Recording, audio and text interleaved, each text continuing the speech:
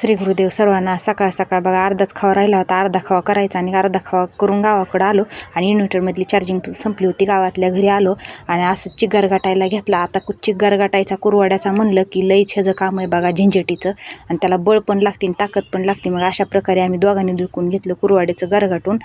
आणि ह्याचं काय असतं, थोडी जरी गाठ झाली का शेवग्याच्या खालून ती काय गाठ येत नाही. मग जबरदस्तीनं घट्ट पण झालेलं जमत नाही त्याला आणि पातळ पण जमत नाही आणि छान मिडियमच व्हावं लागतं. अशा प्रकारे चालूत बघा आमच्या कुरवाड्या.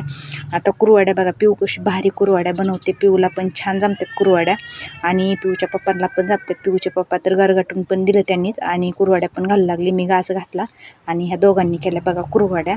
हे कसं असतं, गावाकडल्या माणसांचं कणकावून करायचं आणि दणकावून खायचं. हे आहेत बघा पहिलीच्या कुरवाड्या. म्हणजे